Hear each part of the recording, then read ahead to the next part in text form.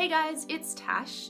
Today I will be showing you how I made Harley Quinn's clubbing dress from the movie Suicide Squad. After my last Harley Quinn video last year, it had a really good response and heaps of people were asking to see more, so that's what I will be doing today. I'm super excited. Laura is really sweet, and this dress is something that I've wanted to make for ages, so I'm so excited. It's going to be great, and I will be vlogging and kind of taking you on the process through this. I hope you're ready. Let's get started.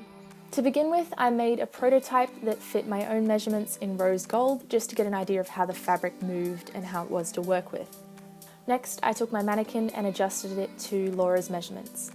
Laura is, if I forgot to mention this already, she's the model who will be wearing this dress in the final shots that you've seen.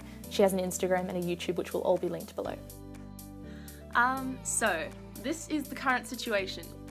Look at this mess. Oh my goodness.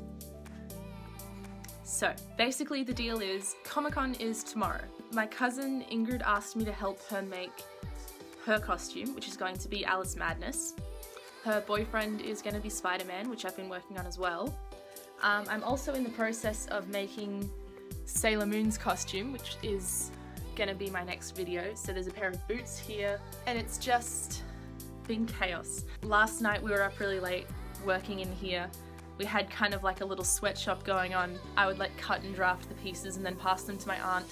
She would sew them, and then it was just like madness. There's fabric everywhere. Comic-Con is a stressful time for us all. Yeah, so let's begin with the fabric. So the first step is to cut out 2 rectangles, and you need to take the measurement of the widest part of your body, which is probably going to be around your butt. So I got the measurement from Laura, and I added 5 centimeters to it just to allow for a little bit of like wiggle room so that she can actually get it on and take it off. And so you want to take that measurement and halve it, which in my case turned out to be 55 centimeters.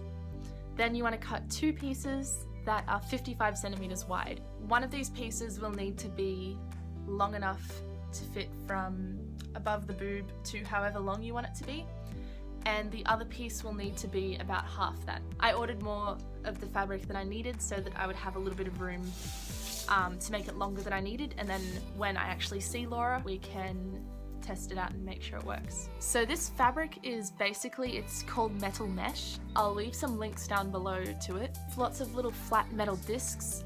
Anyway, it's super easy to cut into with just a pair of regular scissors.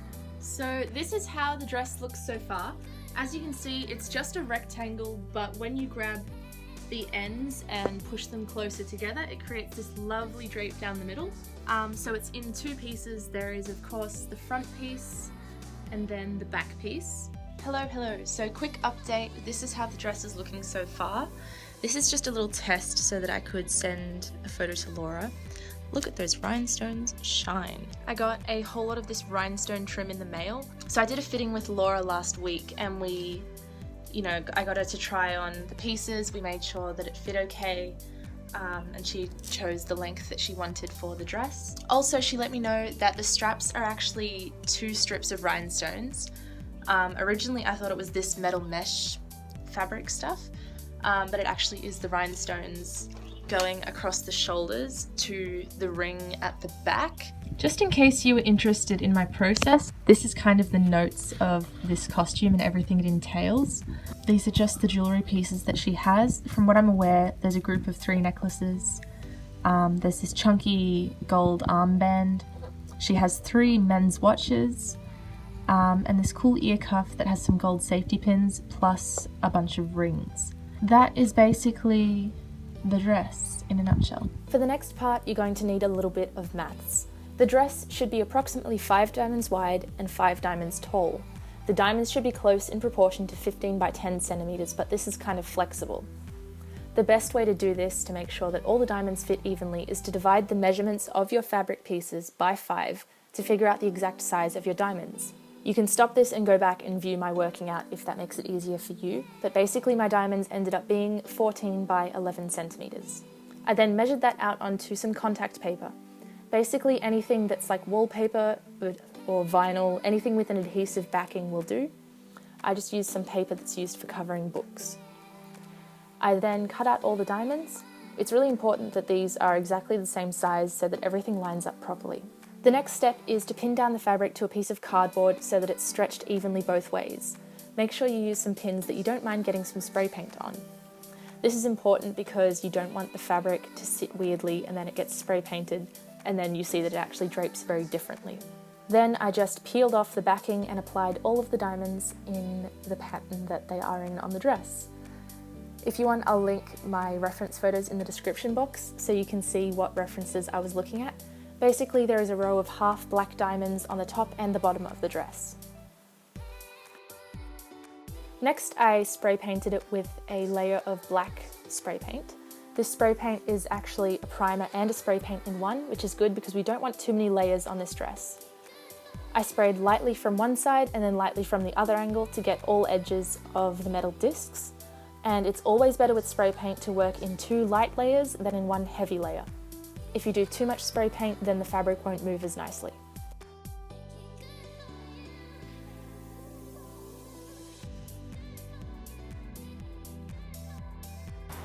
Woo! Look how pretty! There's a couple things I need to fix up. Just this spot here where the diamonds didn't go all the way up, so I'll hand paint that in. Oh, I'm out of focus. Basically, the reason that some diamonds are a tiny bit out of place is because the contact paper I was using was completely clear and it was really hard to see where I was putting them. But, better idea, use some contact paper that's actually coloured, or if you have only clear contact paper, maybe spray paint it. I think I'm going to spray paint mine for when I do the other piece of gold, just so that you can clearly see where you're placing the diamonds. But otherwise, I am really happy with how this turned out. You'll find at first it's a bit stiff, but then you loosen it and the fabric goes back to normal. And it still has that lovely drape.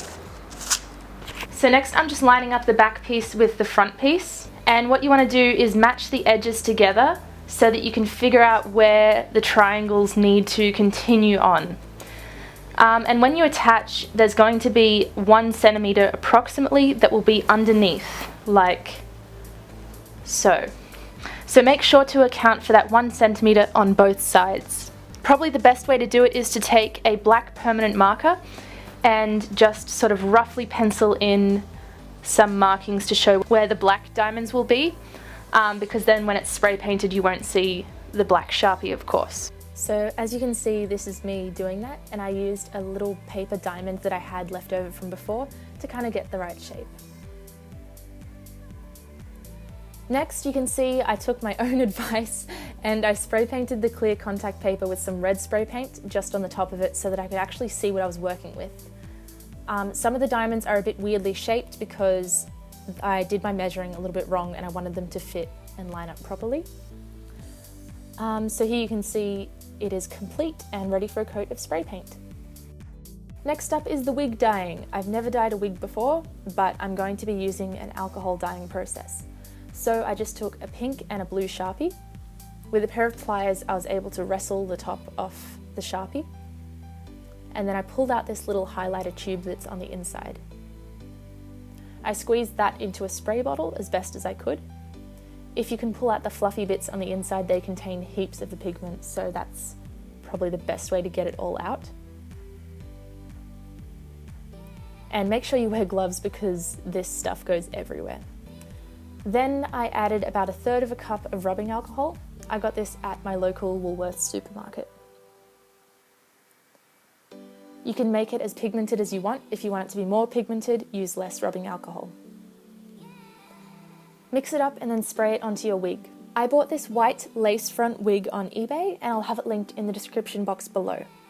I sprayed the right side with the blue Sharpie and then mixed up the same mixture but with the pink Sharpie and sprayed the left side. It's super easy because the alcohol will just evaporate, leaving the colour on the hair. And because it's in a spray bottle, it gets this really nice, even and natural looking fade. Just be careful not to mix the blue and the pink dye. If you would like to buy this particular wig that I made in the video, I will have it linked in the description box below. I'm just selling it on my Etsy because I don't really have a use for it now, so I'd rather it goes to one of you guys. Next, we're going to be making the rhinestone straps. You'll be using this nude elastic, and I got this from my local fabric store. So ideally you want a little bit of elastic here so that you can sew that to the dress. And you want the elastic to be just a little bit thinner than the width of both of the rhinestones together. So from the top, it looks like it's just rhinestones. And if there are any small gaps, I've chosen a flesh tone color, so it'll just make it a little bit more invisible. Also, it doesn't have to be elastic. I just chose elastic because there's no raw edges to mess around with. You could also use ribbon or fabric, but yeah, there's not going to be any stretching of it or anything, but I just thought elastic was an easy option. So here you can see the process. I'm just using a little bit of super glue and lining up the rhinestones. After I did this process, I then quickly draped it over the shoulder of my mannequin so that it would dry in that kind of curved shape, because once it does dry, it becomes quite firm. Remember, with the super glue, a little goes a long way, and be careful not to get it on your fingers. You can use some gloves if that makes it a little bit easier. Next, I took a needle and some clear thread that I found at my local fabric store. I sewed the end over into a loop like this. Then I opened up a gold jump ring with a pair of pliers and looped that through the elastic loop.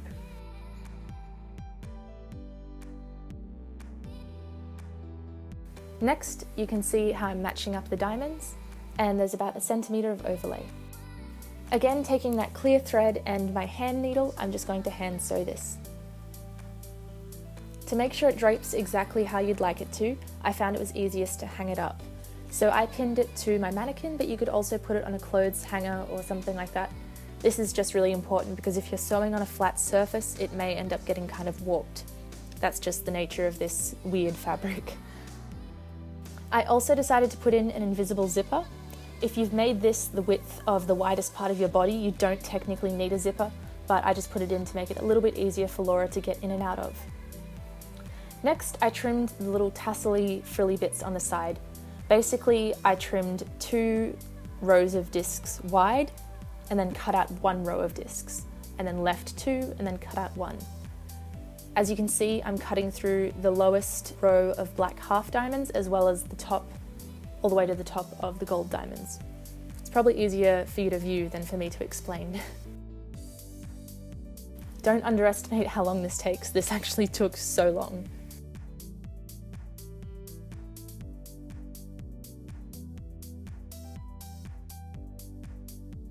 Next up, I got this gold ring and I attached a jump ring and then a lobster clasp and then another jump ring. Basically, the bottom straps are attached to the ring and the top straps unclip with a lobster clasp.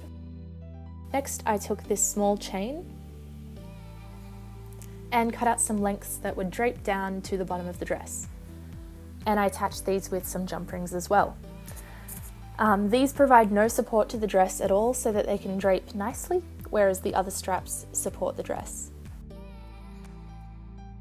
Then you can attach it to the base of the dress with some jump rings as well. And this is the final look. Make sure to check out Laura on Instagram and on YouTube. She is an absolute babe.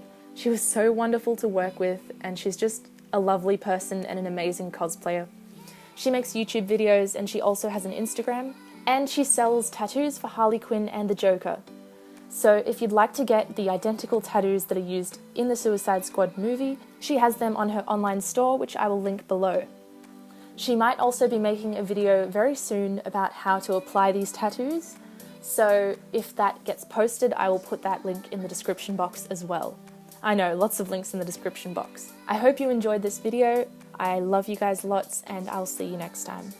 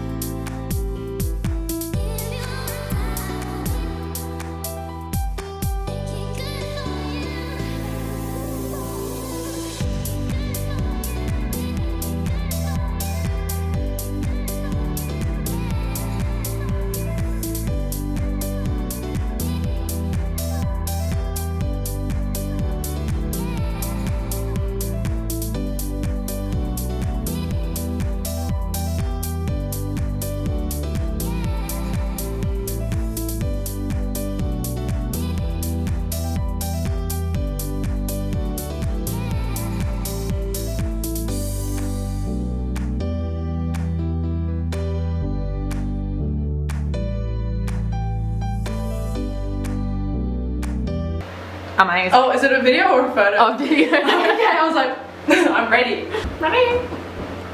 Amazing. Love it, love it. It's too good. Oh, I love Kmart. And I have the boots here that I'm working on for Sailor Moon. So there's 4 costumes going at once here. Hey, darling. Oi. I love it. Lovely. Lovely. Oh, stop. That is all for now. Ciao.